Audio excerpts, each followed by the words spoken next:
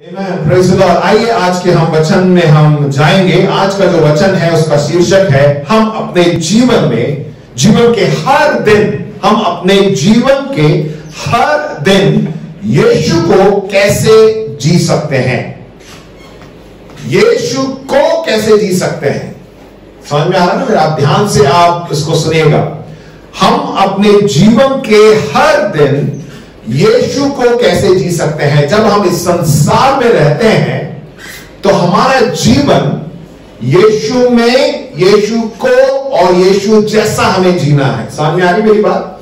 मतलब सब कुछ जैसे यीशु मसीह में था, जैसे यीशु मसीह संसार में रहे और यीशु मसीह ने कैसे जीवन बिताया, वैसे ही हमें भी जीवन बिताना है। यीशु को हम कैसे जी, how could we live Jesus every day of our life. यशाया उसके 55वें अध्याय 1 से लेकर 6 तक मैं आपके लिए पढ़ दूंगा, आप उसे ध्यान से सुनिएगा। आओ सब प्यासे लोगों, पानी के पास आओ, और जिनके पास रुपया ना हो तुम भी आकर मोल लो और खाओ। दाख मधु और दूध बिन रुपये और बिना दाम ही आकर ले लो। जो भोजन वस्तु नहीं है उसके लिए तुम क्यों रुपया लगाते हो, और जिससे पेट नहीं भरता उसके लिए क्यों परिश्रम करते हो। मेरी ओर मन लगाकर सुनो, तब उत्तम वस्तुएं खाने पाओगे और चिकनी चिकनी वस्तुएं खाकर संतुष्ट हो जाओगे। कान लगाओ और मेरे पास आओ, सुनो, तब तुम जीवित रहोगे और मैं तुम्हारे साथ सदा की वाचा बांधूंगा, अर्थात दाऊद पर की अटल करुणा की वाचा।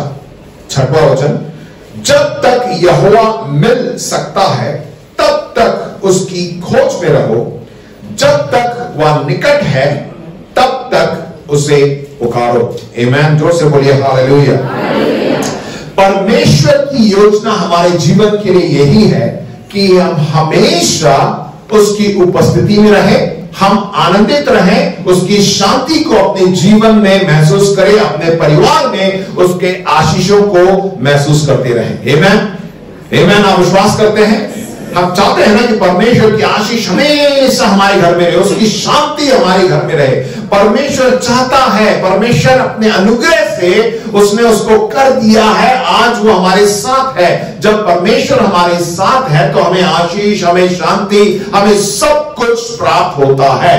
परंतु जैसे मैंने कहा कि बहुत सी बार जो है हम प्रभु यीशु मसीह को तो अपना लेते हैं, बहुत ही अच्छी बात, उद्धार को हम प्राप्त कर लेते हैं, परंतु जैसा मैंने संदेश का जो मैंने शीर्षक जो बताया है, यीशु को हम नहीं जीते। एक छोटा सा उदाहरण मैं दूंगा। देखिए, एक व्यक्ति बीमार था और वो डॉक्टर के पास गया और डॉक्टर ने उसको उसकी जांच की और उसको बताया कि तुम्हें बहुत ही गंभीर बीमारी हो गई है और यदि तुम 1 महीने तक मुझसे इलाज कराओगे और इन दवाइयों को तुम लोगे तो तुम 1 महीने में स्वस्थ हो जाओगे, मैं इसका आश्वासन देता हूं। यदि डॉक्टर ने आपको भी ऐसी बात कही तो क्या आप उस बात को सुनकर, उसी डॉक्टर की बात को सुनकर अपने घर वापस ऐसे ही चले जाएंगे? क्या करना पड़ेगा? डॉक्टर ने कहा यदि तुम मेरी दवाई को लोगे तो और इलाज कराओगे तो जो है स्वस्थ करो। अस्पताल में बहुत से लोग अस्पताल में भर्ती तो हो जाते, दवाई नहीं लेते, उससे नहीं, पर हमें दवाई को लेना बहुत ही जरूरी है। जब हम दवाई को लेते हैं तभी जो है हम स्वस्थ हो पाएंगे, हमें जो है पूर्ण चंगाई को मिलेगी। हम भी जब प्रभु यीशु मसीह को ग्रहण कर लेते हैं, बहुत बड़ी अच्छी बात है, यीशु मसीह को हम सब ने ग्रहण किया है कि नहीं? बताइए कितने लोगों ने प्रभु यीशु मसीह को अपने व्यक्तिगत रूप से उद्धारकर्ता ग्रहण किया है? आमीन। हालेलुया। ताली बजाइए अपने लिए। आमीन। Praise the Lord. यदि आपने प्रभु यीशु मसीह को अभी तक अपने जीवन में ग्रहण नहीं किया है, उसे नहीं बुलाया है, आज वो दिन है। आप अपने हृदय को खोल के बैठिए, परमेश्वर का वचन आपको वचन को आप सुनिए और अंत में जो है आप परमेश्वर को से भेंट कर सकते हैं। आमीन। Praise the Lord. तो इस दिन को आप चूकिएगा मत। परमेश्वर हमसे बहुत प्रेम करता, हमें यीशु में जीना है, यीशु का जीवन हमें जीना है। वो चाहता है कि हम इसी प्रकार जिए।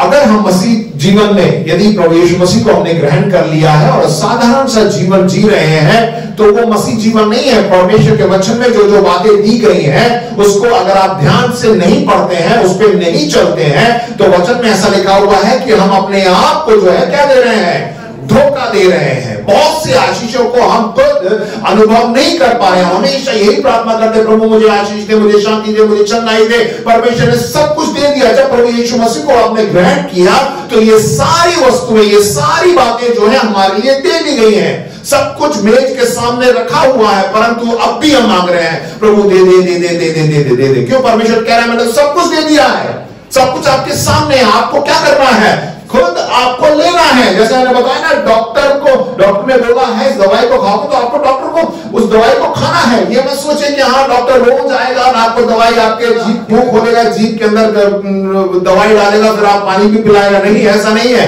हमें खुद जो है आगे बढ़ना है। आमीन। जोर से बोलिए हालेलुया। Praise the Lord. छोटे से बच्चे ने जोर से बोला हालेलुया, प्रेज द लॉर्ड। आइए हम देखिए, जब हम यशाया उसके 55वें अध्याय को पढ़ते हैं, इसी चीज को प्रभु यीशु मसीह ने भी जो है नए नियम में एक दृष्टांत के रूप में बताया। पिछले हफ्ते भी जो है पास्टर साहब ने जो है एक संदेश दिया था। वो क्या था, कोई बता सकता है?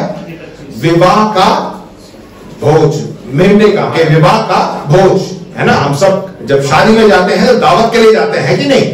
शादी में किस लिए जाते हैं? अक्सर शादियों में इसलिए जाते हैं कि क्या आज दावत मिलेगी, आज जाके हम खाएंगे, राइट। और देखिए, ये मत सोचिए कि अगर हमने मसीह बन गए हैं या हम परमेश्वर के राज्य में जाएंगे तो ये सब छोड़ना पड़ेगा। नहीं, परमेश्वर ने खुद कहा है, ठीक है, जब प्रभु यीशु मसीह का दूसरा आगमन होगा, वो हमारा दुल्हा है। कितने लोग विश्वास करते हैं? आमीन।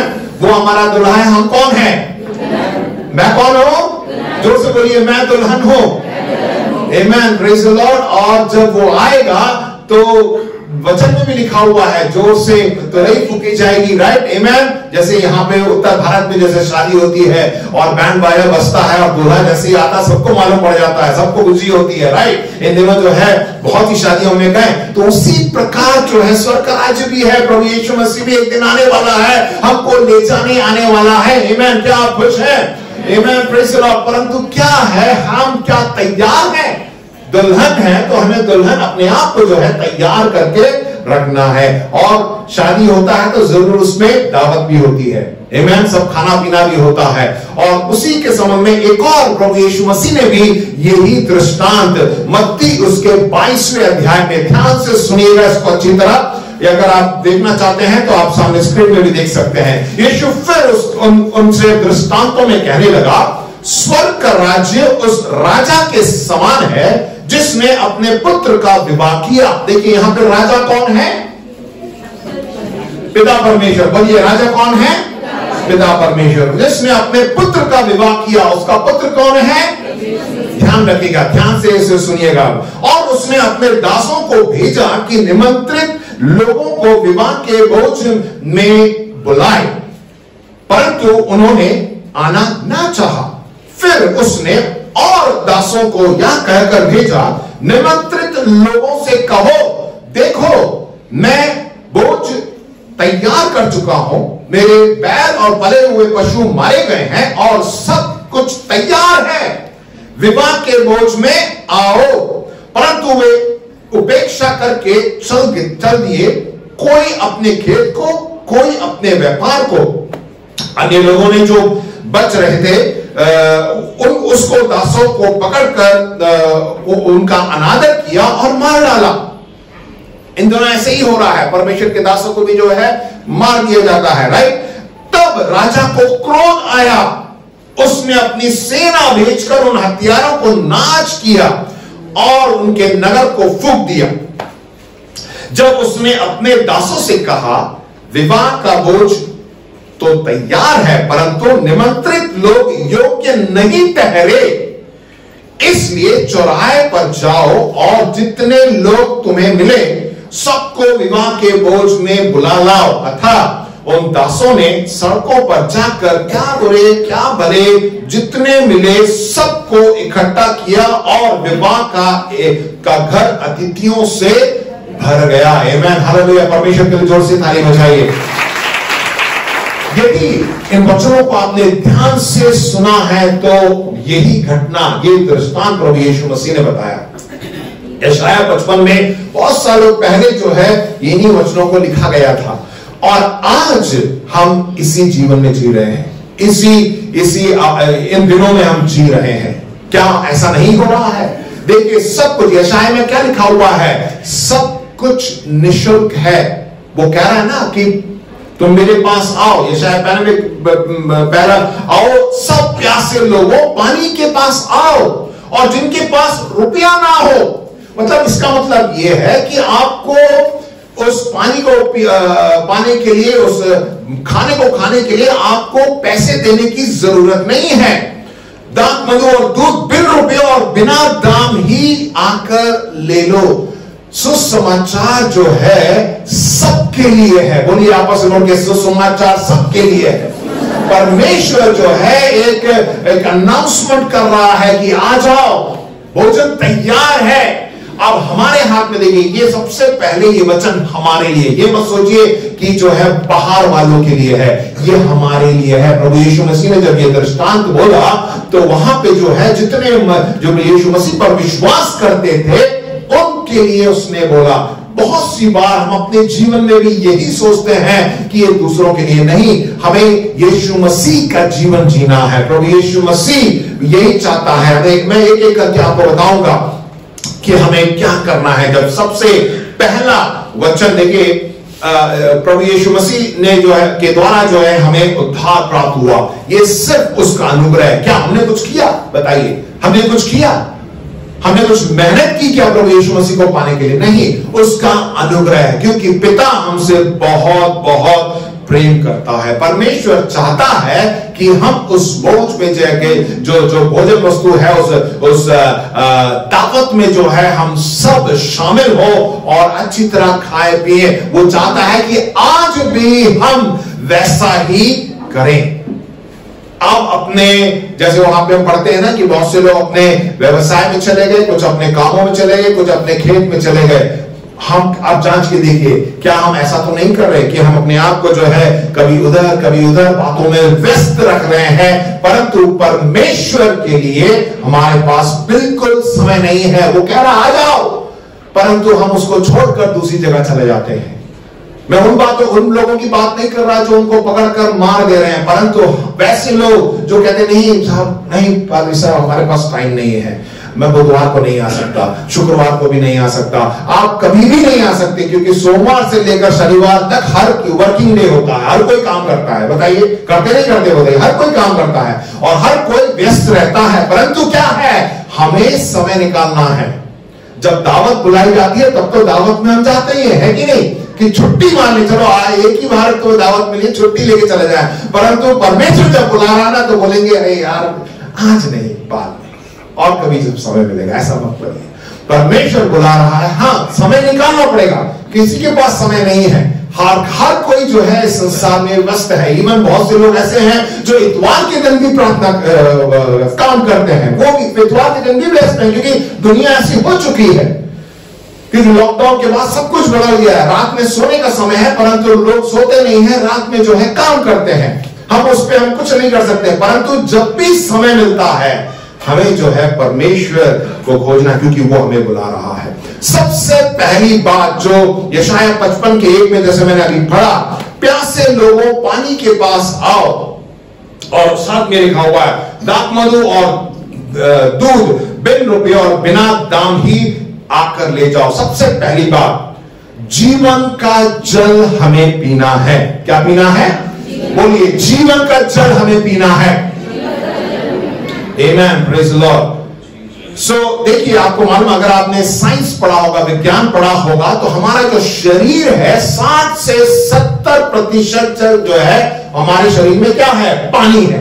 यदि पानी नहीं होगा तो एक व्यक्ति जो है 3 दिन तक जो है जीवित रह सकता है, उसके बाद जो है कमजोर हो जाएगा, शायद मर भी जाएगा, क्योंकि पानी की बहुत जरूरत है। और हमारा शरीर भी 60 से 70% जो है पानी उसमें है। आमीन। वैसा ही जैसे हम स्वाभाविक रूप में देखते हैं, वैसे ही आत्मिक रूप में भी है। हमें जो है आत्मिक जल को पीना है। और परमेश्वर के वचन में क्या लिखा हुआ है? यीशु ने उत्तर दिया यूहन्ना 3:5 में, मैं तुमसे सच सच कहता हूं, जब तक कोई मनुष्य जल और आत्मा से ना जन्मे तो वो परमेश्वर के राज्य में प्रवेश नहीं कर सकता। जल और आत्मा यानी जल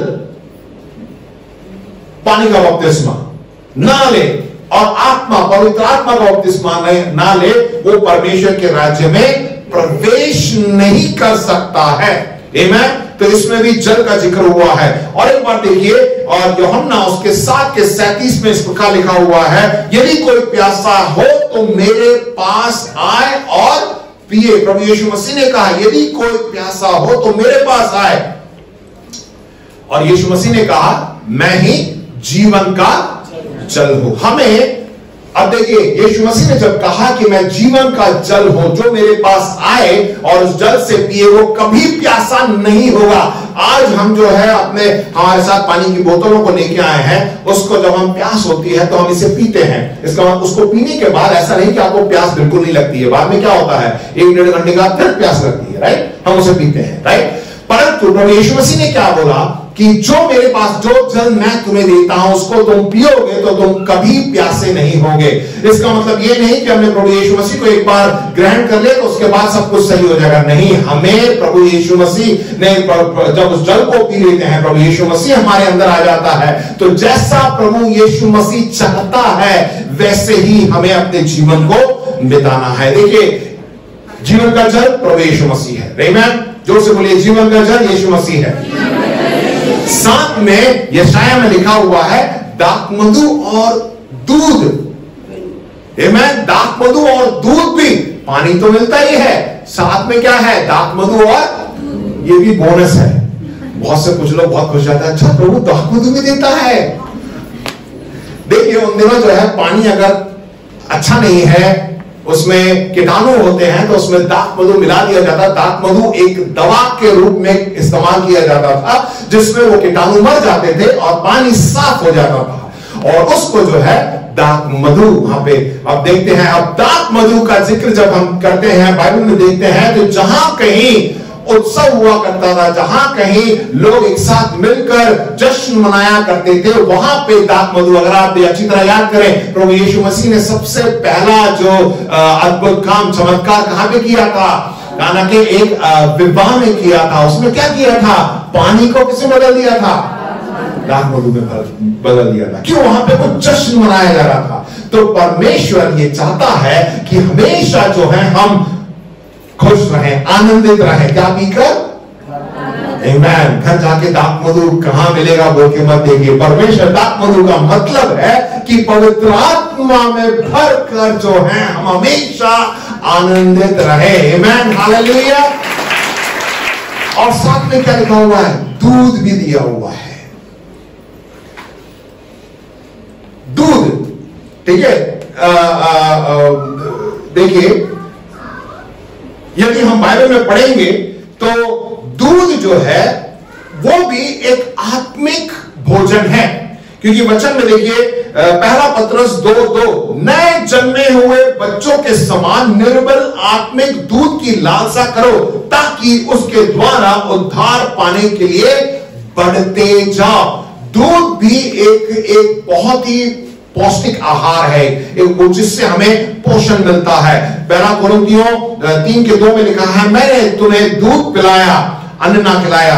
जब हम प्रभु यीशु मसीह को पहले हम ग्रहण कर लेते हैं तो हमें वो जो परमेश्वर का वचन है वो एक दूध के समान है। जैसे मैंने स्वाभाविक रूप में बताया ना, हर चीज जो है जैसा स्वाभाविक है वैसा ही आत्मिक है। जब एक बच्चा पैदा होता है तो सबसे पहले उस बच्चे को क्या दिया जाता है?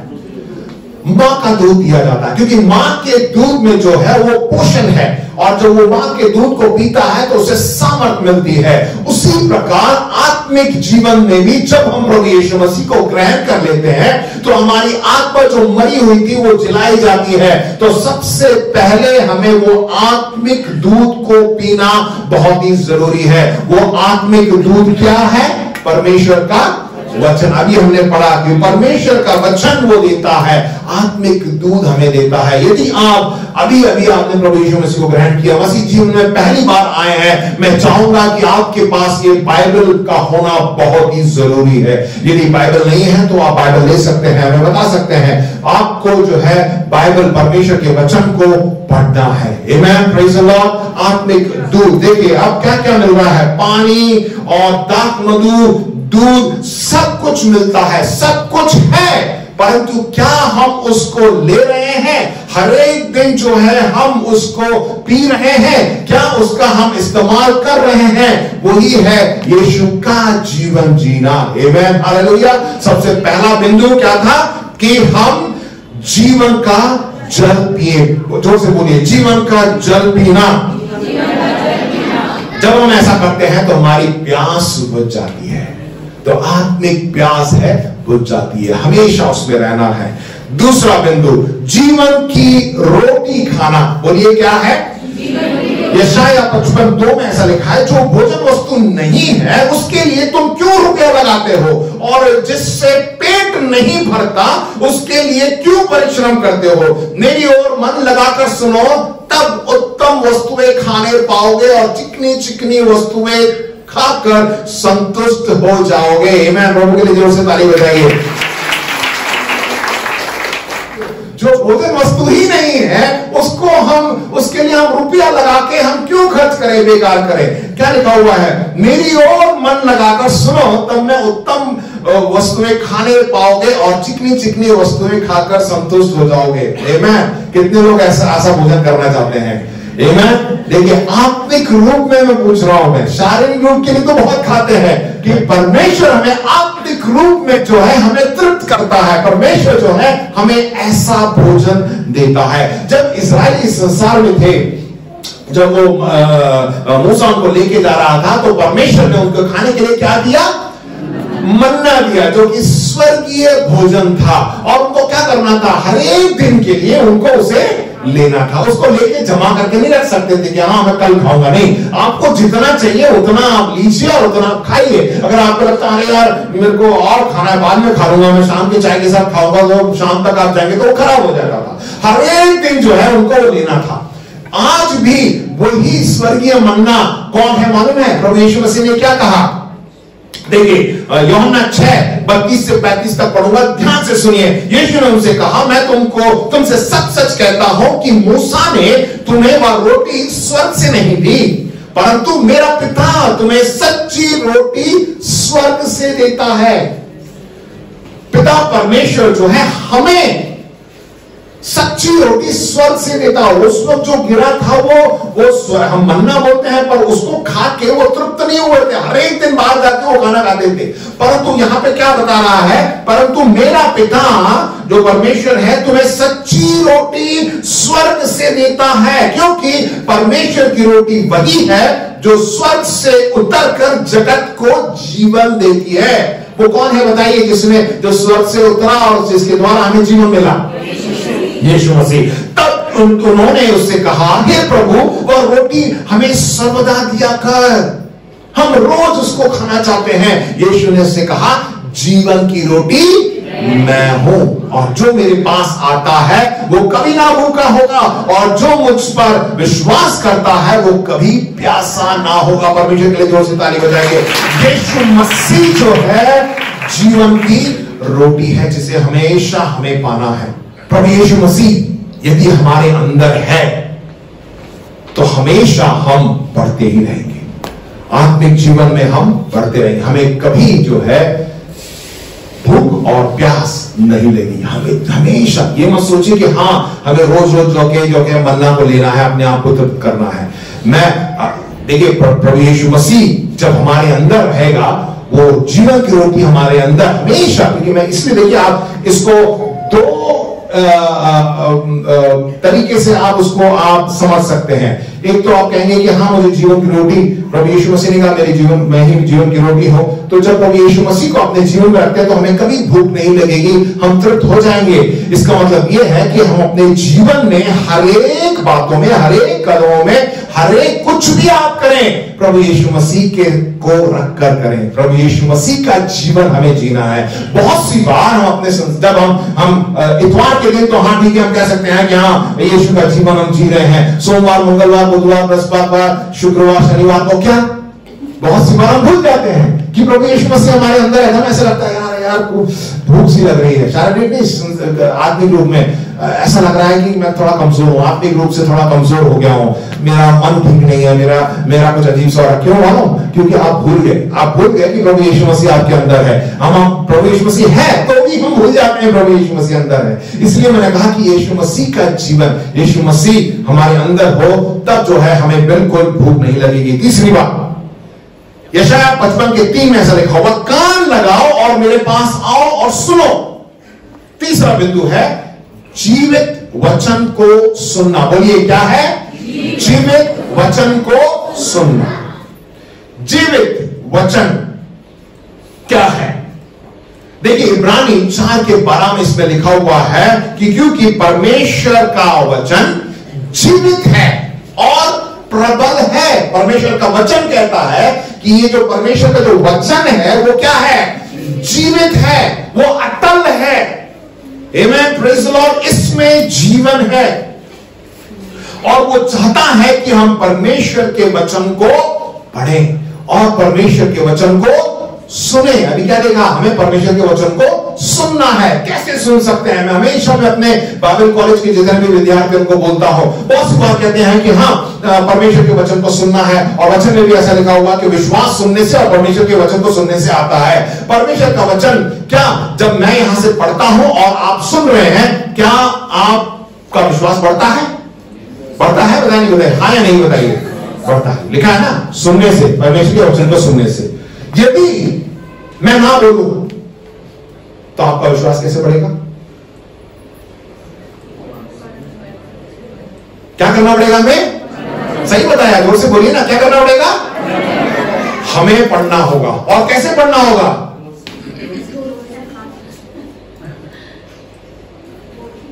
क्या आपने सुना? क्या मैंने सुना? बहुत सी बार हम ये सोचते हैं कि मन में पढ़ो, मन में पढ़ो। हमारी टीचर कहती है ना क्लास में बैठ के हल्ला मत मचाओ, मन में पढ़ाई करो, रिवीजन करो। तो वही आदत बैठ गई है, स्कूल की आदत यहां पे बैठ गई है, मन में पढ़ो।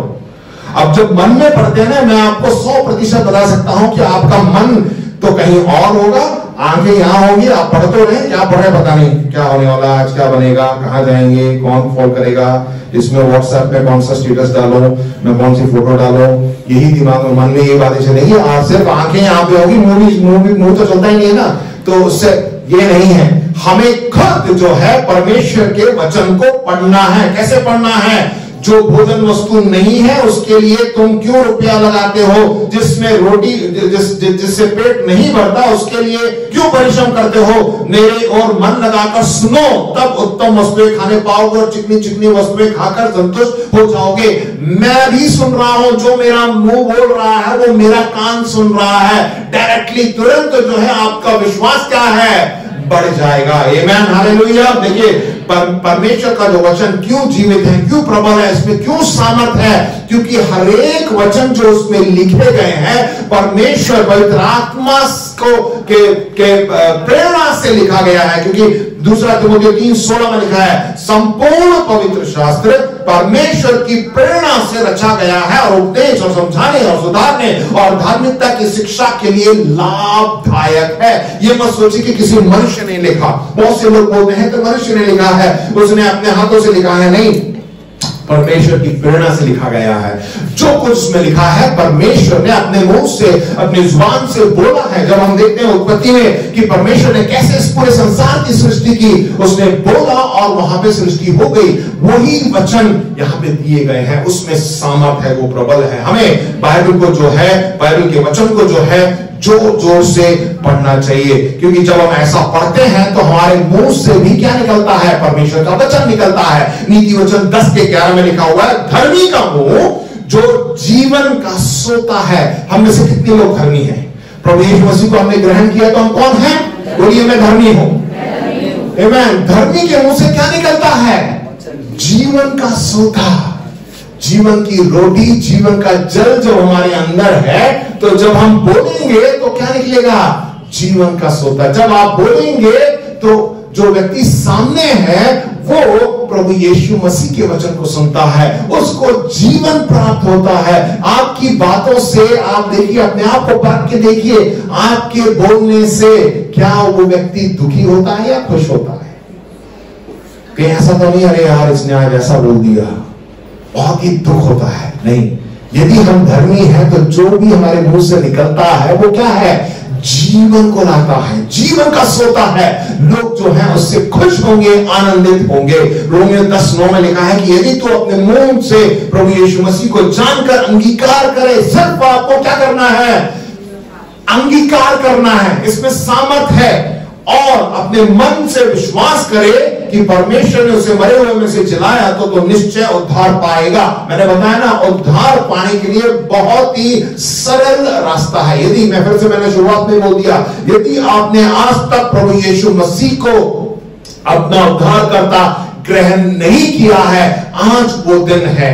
अंत में जो है मौका मिलेगा कि आप अपने मुंह खोलकर आप अंगीकार करिए, प्रभु यीशु मसीह आपके जीवन में आएगा। आमेन, प्रेज लॉर्ड। और आखिरी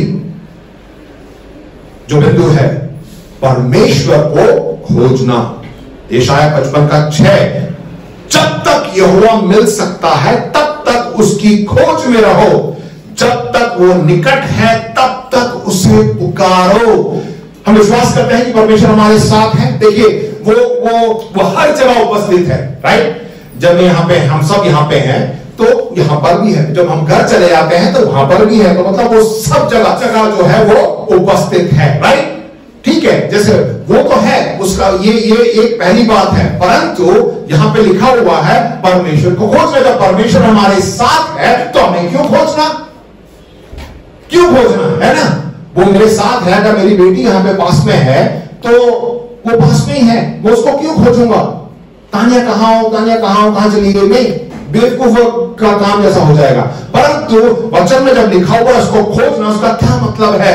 खोजने का मतलब है कि हम उसकी उपस्थिति में रहें, परमेश्वर की उपस्थिति में हमेशा रहें। जब भी हम कुछ करते हैं, बोलते हैं, चलते हैं, फिरते हैं, जहां कहीं भी हम जाते हैं, आप याद रखिए कि परमेश्वर की उपस्थिति मेरे साथ है। जब आप समझते हैं हाँ प्रभु यीशु मसीह मेरे साथ साथ चल रहा है, तो आपके सामने आपका दुश्मन भी आ जाए जो आपको हमेशा जो है कुछ ना कुछ बड़ा बुरा कहता रहता है, आपको चिढ़ाता है, तो आप क्या करेंगे? प्रभु यीशु मसीह के समान उसको क्षमा कर देंगे, उससे बोलेंगे कोई बात नहीं, प्रभु तुम्हें आशीष दे। यदि आप भूल जाएं कि परमेश्वर यीशु मसीह मेरे साथ है तो क्या होगा? क्या होगा? कुछ लोग हंस रहे हैं, हमें नहीं मालूम, हम अपने आप से बाहर निकल जाते हैं। तो मैंने पिछली बार ऐसे बोला ना, अंदर का जानवर जग जाता है, ऐसा मत करने दीजिए। यीशु मसीह, अगर आप हमेशा, यही है उसकी उपस्थिति। जब परमेश्वर हमारे साथ है तो परमेश्वर का भय हमारे अंदर रहता है। और प्रभु यीशु मसीह, मैंने बोला ना, इस संदेश का शीर्षक क्या है? यीशु का जीवन जीना। यीशु हमारे साथ है तो यीशु मसीह ने जो किया वही मैं करूंगा। हमें जो है परमेश्वर को हमेशा खोजना है, उसको उपस्थिति में हमें रहना है। मत्ती 28:20 में लिखा है, और उन्हें सब बातों में मैं तुम्हें आज्ञा दी है, मानना सिखाओ, और देखो मैं जगत के अंत तक सदा तुम्हारे संग हूं। प्रभु यीशु मसीह ने हमें वायदा दिया है कि जगत के अंत तक मैं तुम्हारे साथ हूं, मैं तुम्हें कभी ना छोड़ूंगा, कभी ना त्यागूंगा। वो हमेशा वो हमारे साथ रहता है, सिर्फ हमें क्या है? उसको खोजना है। 2 वचन और उसके बाद मैं समाप्त करूंगा। भजन संहिता 10:4 में लिखा हुआ है, दुष्ट अपने अभिमान के कारण कहता है कि वह लेखा नहीं लेने का। उसका पूरा विचार यही है कि कोई परमेश्वर है ही नहीं। बहुत सी बार हम भूल जाते हैं कि परमेश्वर हमारे साथ है। उसका क्या मेन रीजन क्या है ना? हमारे अंदर जो घमंड है। हम सोचते हैं कि सब कुछ मैंने किया है, ये घर मैंने बनाया है, ये गाड़ी अपनी मेहनत से मैंने लिया है, ये व्यवसाय मैंने अपनी मेहनत से खड़ा किया है, सब कुछ मैं। जब आप मैं करने लगते हैं ना, तो परमेश्वर को भूल जाते हैं, बिल्कुल भूल जाते हैं कि परमेश्वर का ही अनुग्रह है। आपको काम करने के लिए शरीर में सामर्थ किसने दी है? बुद्धि किसने दी है? कौन आपकी अगुवाई कर रहा है? अभी इससे पहले वचन पढ़ा कि संसार के अंत तक मैं तुम्हारे साथ हो। वो हमारा हाथ पकड़ के हमारे साथ चल रहा है। पर हम अपने मसीह जीवन में हम सोचते हैं कि आज मैं यहां तक पहुंचा हूं तो ये मेरे वजह से है। तो जब अहंकार हमारे अंदर आ जाता है, घमंड हमारे अंदर आ जाता है, तो हो सकता है कि आप परमेश्वर आपको ना दिखे। प्रभु यीशु मसीह आपके साथ जो खड़ा है उसके वचन में लिखा हुआ है, राइट। इसीलिए हमें अपने आप को नम्र करना है। जब आप परमेश्वर को खोजते हैं तो आप अपना अहंकार, अपना गर्व, अपना सब कुछ छोड़ के आप आए। दंडवत करें। दंडवत करने का मतलब ये नहीं है कि अब तान के जो है आप दंडवत कर रहे हैं, नहीं। आप जब किसी के सामने आते हैं, महान व्यक्ति है, तो अपने आप को नम्र करते हैं, अपने हाथ को जोड़कर, घुटनों पर आकर, अपने सरों को झुकाकर जो है नम्र। आप चाहे राजा हो, राजाओं के राजा भी हो, आप चाहे कितना भी बड़ा व्यक्ति हो, परंतु आपको अपने आप को नम्र करना है। तब परमेश्वर की उपस्थिति में जब आते हैं तो क्या होता है? देखिए, पहला इतिहास 28:9 में, यदि तू उसकी खोज में रहे तो वह तुझको मिलेगा। जब हम उसको खोजेंगे तब हमें, वो हमारे साथ है, परंतु जब हम उसे खोजेंगे, यीशु का जीवन जब हम जिएंगे, तब वो हमें मिलेगा। जब वो हमें मिल जाता है तो हमें ऐसे ही क्या मिलेगा? इब्रानी 11:6 में लिखा हुआ है, क्योंकि परमेश्वर के पास आने वाले को विश्वास करना चाहिए कि वह अपने खोजने वाले को क्या देगा? जोर से बोलिए, विश्वास से क्या देगा? और जोर से क्या? प्रतिफल देगा। आमीन। क्या खुश नहीं है? परमेश्वर में जोर से ताली बजाइए। वो प्रतिफल देगा। जब हम उसको खोजेंगे तो हमें वो प्रतिफल देगा। वो किसी भी तरीके से हो सकता है। आमीन, हालेलुया। तो आज हमने 4 बातों को देखा। पहला क्या है? जीवन का जल हमें पीना चाहिए। फिर जीवन की रोटी हमें खाना है। तीसरा, जीवित वचन को सुनना है। और चौथा, परमेश्वर को खोजना है। इसीलिए प्रिय भाई बहनों, परमेश्वर आज आपको मौका दे रहा है। आमीन। आइए अपने आंखों को बंद कर लीजिएगा।